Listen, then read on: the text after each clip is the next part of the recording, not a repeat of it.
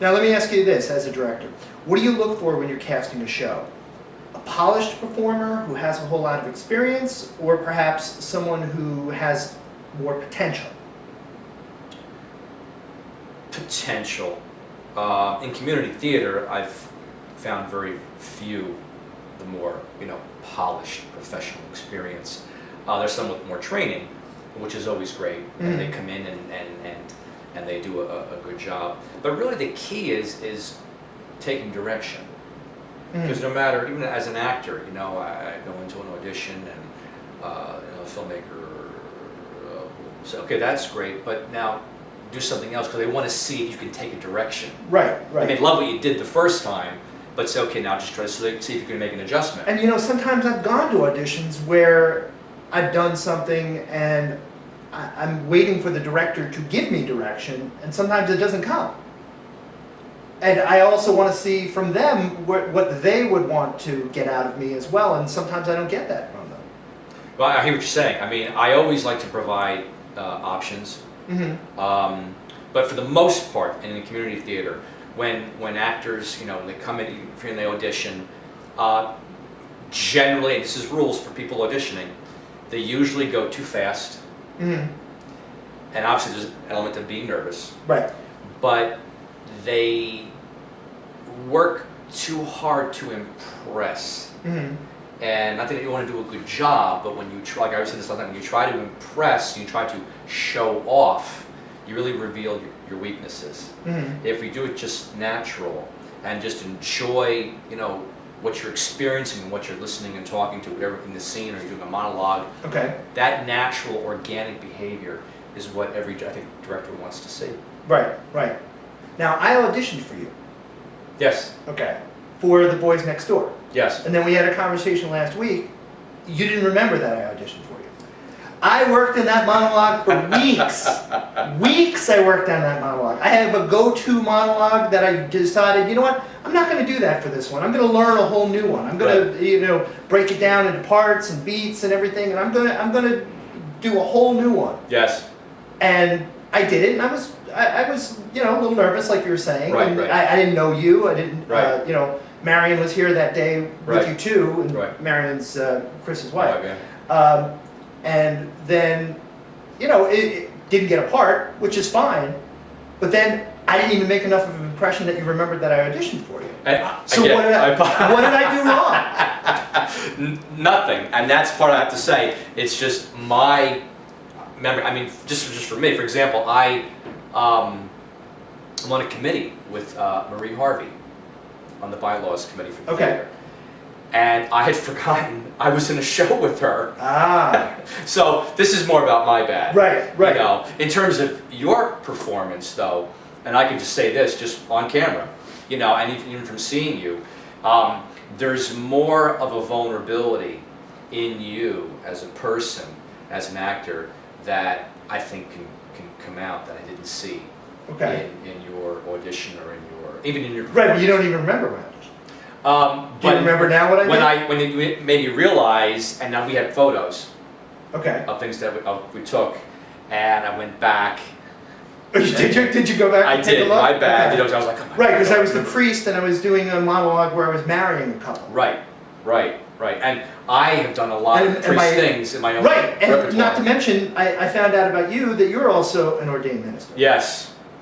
And my dad is a minister. Oh, okay. So then when I'm doing that part and I don't get the part and I don't hear anything, it's like, wow, Dad must be so much better at this than I am. Yeah. and not at all. And also too, because my wife had taken notes. Right. So I went back and we saved all of our notes. Okay. So I finally went back and I looked, and again I felt so embarrassed. No. But that's why I just thought it was funny, because you have to know when you're coming into audition for a show. You have to know. You may get a part, you may not get a part. You may not get the part you think you're good for. That's true. I mean, I've thought I bombed at auditions and I got the call. Other times I nailed it. The director says to me, "You're perfect. You actually look like the son. That you're going to be in this part. Right. Pat me on the back. I'll call you tomorrow." No call. Cast director calls me and says, "I don't know what happened. He just slept on it. He changed his mind the next morning." Right. There's no way. Sometimes you do as much as you can, and Yeah. then the rest of it's out of your hands. Yeah. And again, in your experience, you know, what made me remember you again when I called you, when I thought there might be other opportunities, is what you did in Christmas Carol. Okay. You know, there was a little more of that sense of a tenderness in your portrayal, that vulnerability that I'm talking. And I look for that a lot in actors. Right. One of my ideas is that what makes you more vulnerable makes you more interesting as an actor, and a lot of times they don't want to reveal that. But that's really what's underneath a lot of the bravado and the mask that we put up. You know, and that's again a strength that I saw in your performance. Okay. Now, do you consider yourself more of an actor or a director? Actor. Okay. Which one do you enjoy more? Acting, as my stage manager Yeah? looks on. You Yes. enjoy that more than directing. Why? I do. Well, it's a lot of, again, being responsible for myself as opposed to supervising 20 people. Okay. You know, sometimes there's only so far I can go as a director, and it's up to the actor to, you know, meet me halfway. And I originally, again, came into this business as an actor. And it's such a different experience when you're a director too, when you're trying to evoke a performance from someone. Yes. You know, I got to direct something a while back, and there was a gentleman who was in the show who had really little to no acting experience at all, and he managed to really pull it together to give a very powerful performance. And people were looking at me like, "Wow, what did you do?" I'm like, "I don't know. It's a little bit from me. It's a little bit from him. Shake it up, and look what came out." Right. I'm sure you've had that experience as well. And I want to say, and although acting has been my first love, the thing that directing provides and acting does not is the ability to shape the project, to have a vision for a story, and then to bring that from its tiny little inception and then bring it into something that's into fruition. That is very exciting. And to see that grow from that process, that's why I direct. Right. Because I love to see that, whether it's a film or stage. And because where it starts out, all these just kind of puzzle pieces like on the floor. Sure. Like many old Lego sets we used to have as Right, kids, you know. right. And then, you know, putting that together, and they make this tower, you know. Yeah, and I know Production. when going back to, because I'm working on my question. Sure. You're an ordained minister. Yes. That's interesting to me. How long have you been an ordained minister? Well, I was originally ordained in my early 20s. That was my former life before I became an actor. Right. I got into acting when I was in my early 30s, Okay. which was late by industry standards. So are you primarily an actor at this point? Yes. Or do you also do you do weddings? Yes, I You do. Yes, I do. Okay. And, Yeah. and what do you enjoy doing about that? About the weddings? Yeah, doing the weddings. Oh, making people happy. Yeah. It's almost like I said, like theater, you know. Mhm. But it's people come together, you know. They're celebrating their relationship, you know, Mhm. their love. It's romantic, and it's creative, you know. Try to make it a little more personal. Where do you perform the weddings usually? Wherever the couple's on site, it could be at their hotel, reception, ballroom, or on the beach. Where's the oddest place you've ever had to perform a wedding? The oddest probably would be Halloween, dressed up as a zombie. You were dressed up as a zombie, or they were? I was dressed up as a zombie. They were dressed up as Draculas. This couple was on Channel 7 Okay. because every year they went all out to make their entire home into like Tales from the Crypt. Okay. And this couple and their friends, they did this for like a series of years, and it got bigger and bigger and bigger.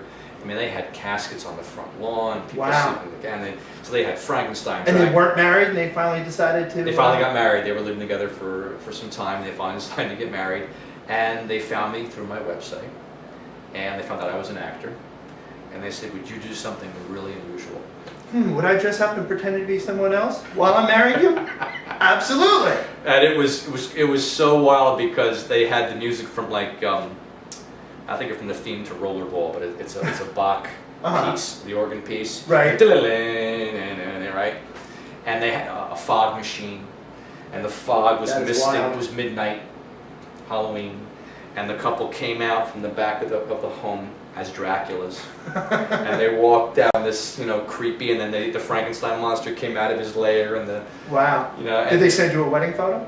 the video actually, The video. yeah, which I probably wouldn't show too many people, but it was definitely a lot of fun. Wow, that is fun.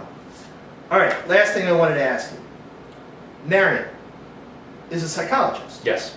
Now, do you ever use her as a resource about human behavior when you're either directing or acting? Absolutely, she was incredible with Boys Next Door. Mm-hmm. Because one of the issues about that story, which actually kept a lot of people away, which I was somewhat surprised, but I would get the phone calls. How are you going to play the characters being retarded? I said, I'm not. I want the characters to be real, be themselves. Let the dialogue reveal the limitations of them, characters mentally and emotionally. Don't play retarded. I think that's a trap a lot of times, that characters think about certain character traits. And there were certain terms in the script, there were certain things about people who have mental disabilities that were not as clear. And she was very helpful in pointing out things like what's schizophrenia and what are the symptoms of a person who is schizophrenic, as opposed to people who have personality disorders and things like that. You know, because there are a lot more very clear nuances to those different type of behaviors. So she helped Peter out as well? She was an advisor for the show, for Wow. me, yeah. That's great. Yeah, and she helps out with set design as well, and she's helping with this show. Now, I noticed that a few of the actors in Sly Fox were also in Boys Next Door. Yes, So do you, as a director, like to work with people you've worked with before? I do. I do. There's an increased... And why is that? In fact, there's an increased element of comfort. We have a certain level of trust. We've worked together. I know I can rely on them. You know, they bring a higher level of, I think, camaraderie and professionalism to the cast. You know, because I do tend to challenge actors in community theater, especially in ways they're probably not used to being challenged. Definitely not, no. No, because, you know, a lot of people don't get that coming in. They just get in, do the blocking, Right. memorize the lines, and that's it. But Right. you want a little more of them. Absolutely. Absolutely. You know, and the best compliment I had is a person from that came to see The Boys Next Door actually said to me, this is the first time I came to this theater, me and my wife, we were from Paramus. He said, I didn't know what to expect seeing this theater way out in the middle of nowhere. You know, he said, but I saved the letter actually, went to the theater, he said, we actually thought we were on Broadway. Wow. And he said, I would never have known it. And for the price, he said, I couldn't beat it. And that was for Boys Next Door? Yeah. Wow. And I was very so, nice. again, pleased with that, you know, and again, actors being celebrated, you know, for their work. Sure. And a good buzz, I think, also was created, you know, with that type of story. And I hope the same thing for Sly Fox. A little different type of obviously a plot, Right, right. but twice the size, the cast is twice as large, Okay. which is great. Also has its challenges as well. But I think it's a story that is timely, and like we talked about earlier, especially what's happening, you know, in our own country, in the world, you know. Timely and timeless. Yes, exactly. Yeah. All right. Well, thank you very much. Thank you. Appreciate it. Had a good time. And look for Sly Fox March 2nd through March 18th here at the Somerset Valley Players Theater. And go to www.svptheater, well, I'll put it up on the screen, theater.org.